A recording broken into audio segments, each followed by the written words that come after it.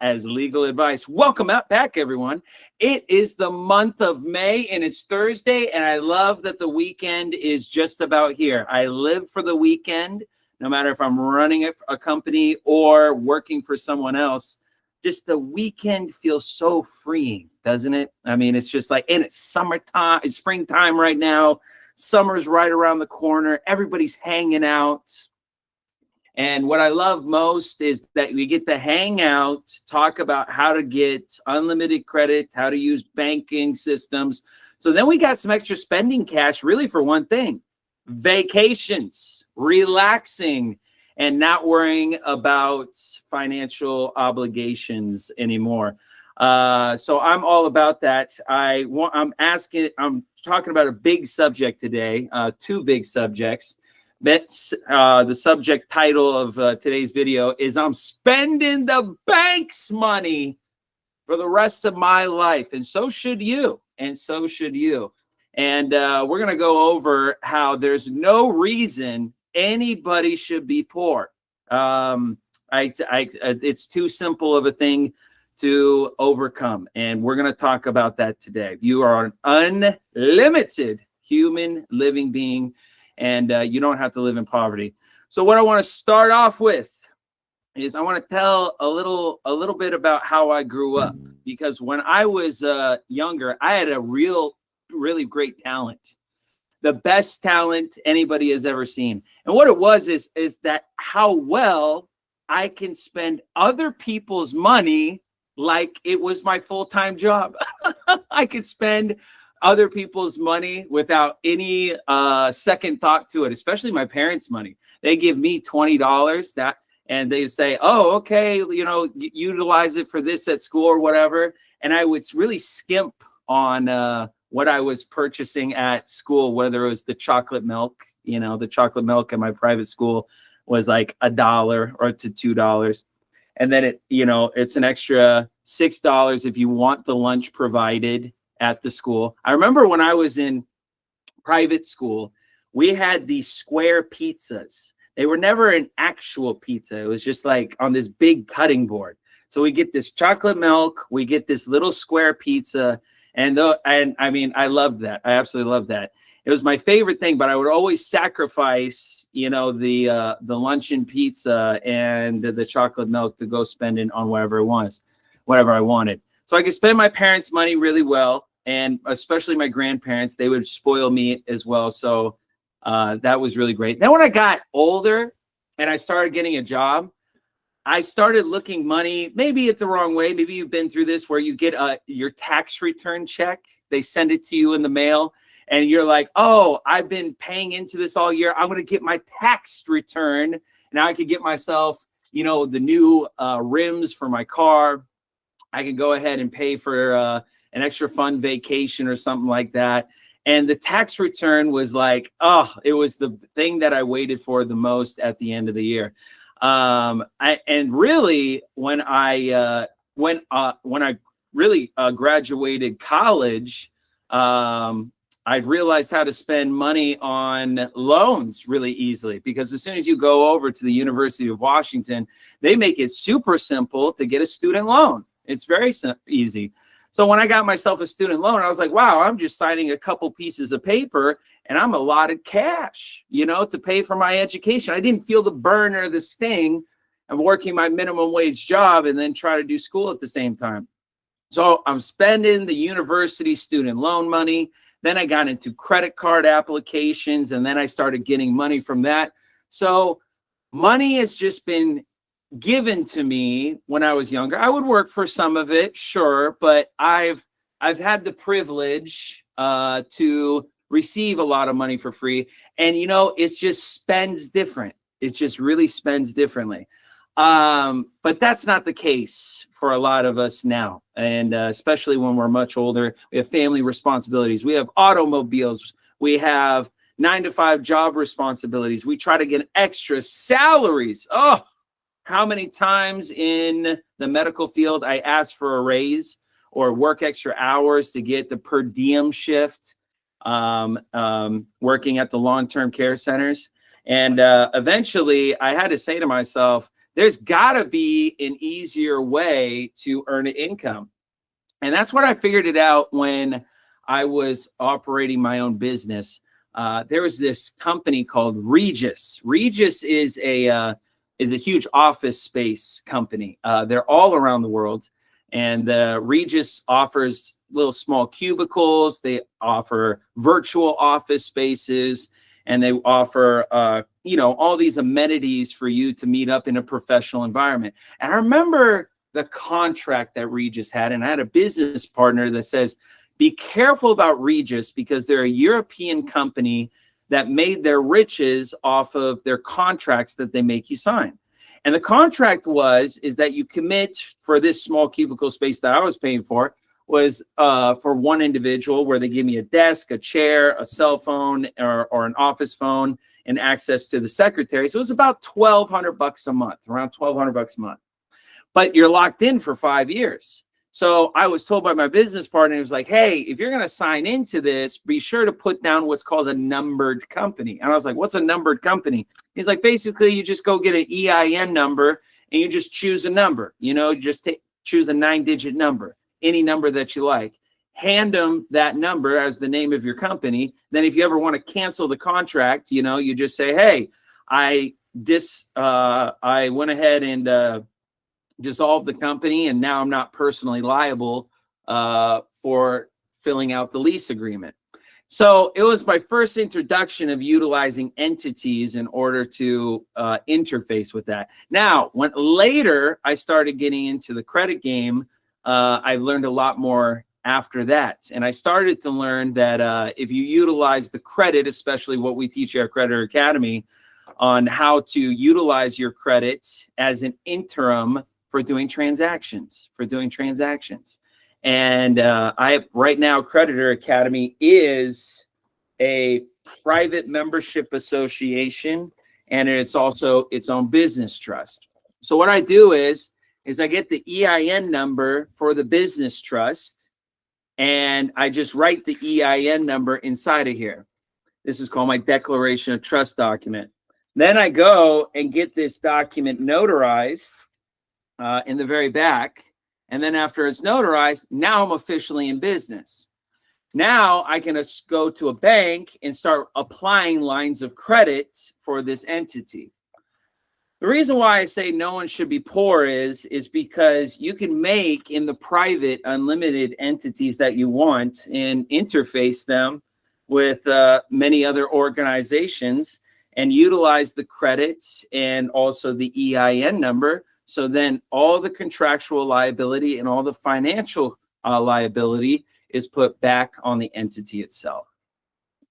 And when you're in a situation in your life right now where you'd really need access to capital, when you need the ability to not only put food on the table, but put a roof over your head. Actually, I was just talking to an individual about this last week, where they were not totally homeless. They were just in a rough neighborhood.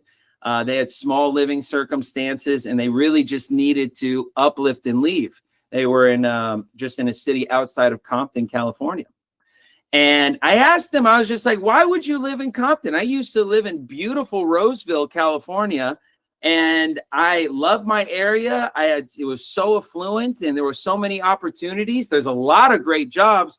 Why are you stuck in an area like near Compton when you have an entire country of opportunity? And that's where they were just like, Paul Michael, because I can't uplift myself with enough opportunity and credit to move out and start anew.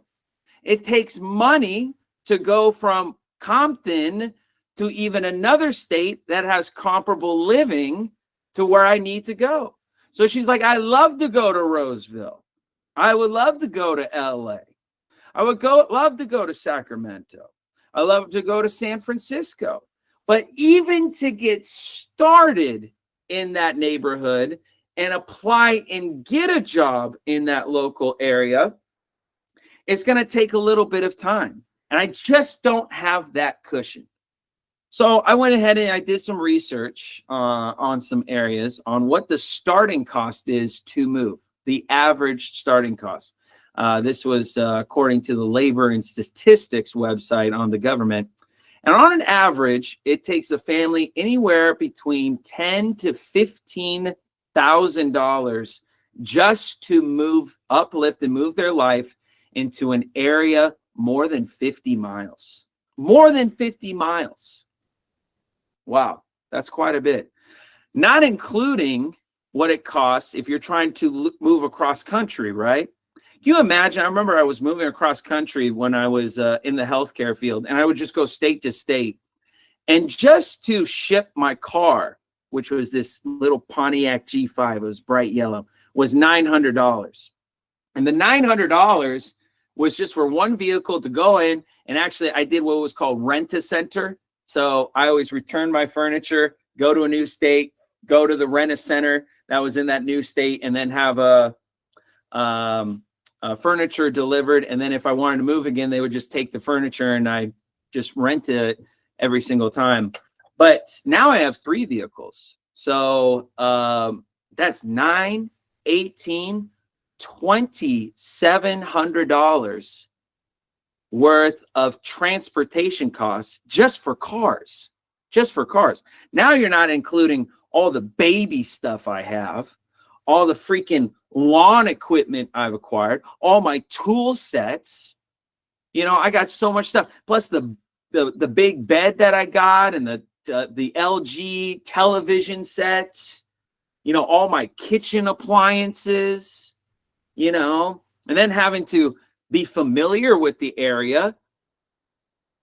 Oftentimes before I even go to an area and live there long term, I'll stay in a couple hotels over time. You ever done that before? You go to a city, check it out before you commit to moving there.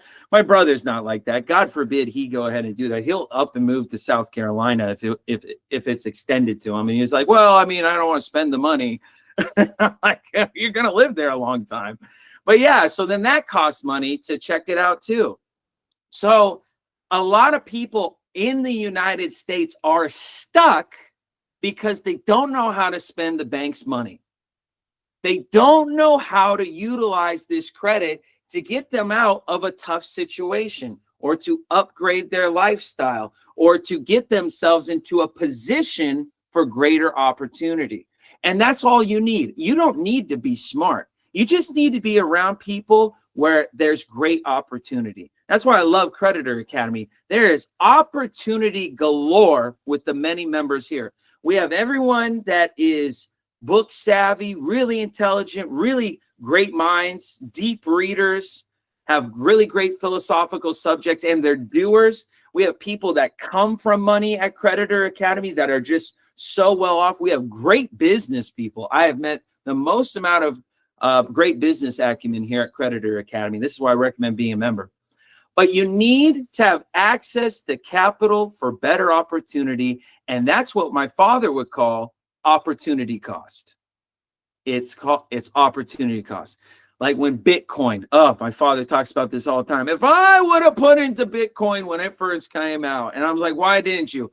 Opportunity cost. Your private school was too much. And I was like, well, put it on a credit card, Dad, I guess. And he was like, yeah. So you need access to capital at any given time. The problem is the slavery that comes along with it. It's your consent to contract to these banks that bind you, right? Because most individuals, when they get these lines of credit and go move to these places and put it all on the line, it almost feels like more like a gamble more than an opportunity. It feels like, oh, if this doesn't work out, this is going to put me so deep in the hole that it's going to take me years to give out. And that's why this woman didn't move outside of the area of Compton. She was just like, it's too big of a risk. It's too big of and then I have to uproot and come back to an area that I'm familiar with. So we need to get you, if this sounds like you, if you're sitting in a position as a student and you got so many student loans that it's stressing you out to get them paid back, if you're stressed because of your surrounding environment and you need to leave, If you're stressed because you don't know how you're going to even put food on the table for your family next week, if you're stressed because you're in this movement trying to look for a piece of information that's going to get you over the finish line to where you can finally say, aha, I finally figured out this truth movement well enough to where I can now do this credit game, then we need to talk about this. We need to talk about this. Need to talk about the question we're all asking, which is, I want remedy now. I want remedy now. This is the single most often question asked here at Creditor Academy is, Paul Michael, I'm willing to learn. I'm willing to study. I'm willing to read a book, but I need and want remedy now. Okay, I'm facing eviction. I have court cases. I need something to keep my head above water. And I want to read this for you on what I want remedy now is all about. You are not, I will make this into a video. I should, absolutely. But you are not your score. You're not some profile in a database. The system is flawed, not you. We equip you with the lawful tools to dispute, correct, and discharge the mess they made. No shame, no fear, just remedy, process, and power in your hands. That little 3-digit score, it's not who you are. It's a risk rating cooked up by banks and agencies to box you into their system. There is no lawful money. Where's the gold and the silver? Didn't Trump just go over to that big vault where they keep it all? Someone help me here. What's the name of that? Fort Knox. There you go, Fort Knox. They took it. There's actually like I think 9 locations, not just like the right. There is, spread all across the country. Absolutely, but they took your gold and your silver. Sure, it impacts things like loans and leases, but it's not law, and it's not your limit. When you learn how the game is played, you can flip the script and take back the power. I want remedy now. We don't just repair credit. We correct the record. We administer lawful notice. We initiate the proper process to return power to its rightful holder, and that's you. That's you. How we do it is your credit, by looking at your credit report. It's not a life sentence, even though it feels like it every time you go to a bank and you say, sorry, you're just not the right type of client for us, right?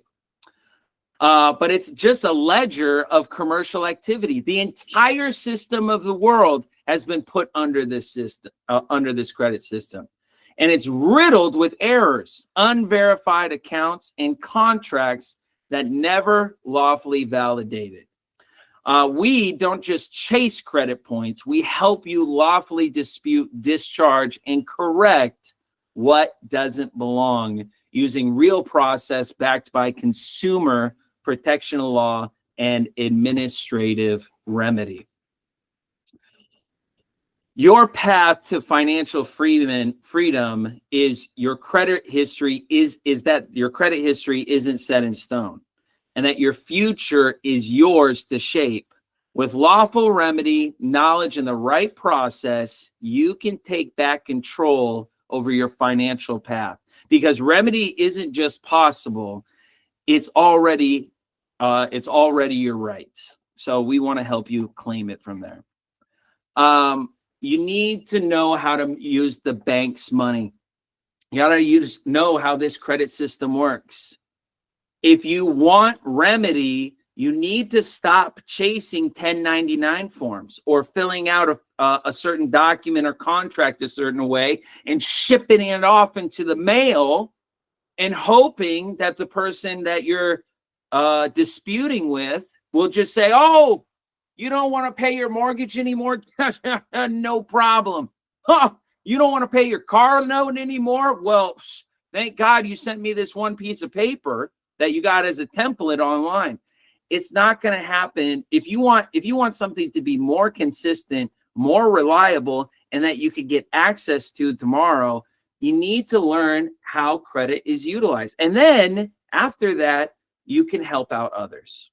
And that's what it's all about. It's really helping out others get remedy out of this situation as well, because a lot of people are hurting. Actually, the majority of individuals, if you were to go on the street and you were to say, hey, you know, how many people actually know about credit? How many people have credit cards? And how many people utilize their personal credit effectively? It's very few. It's very few. And we need to change that. We absolutely need to change that.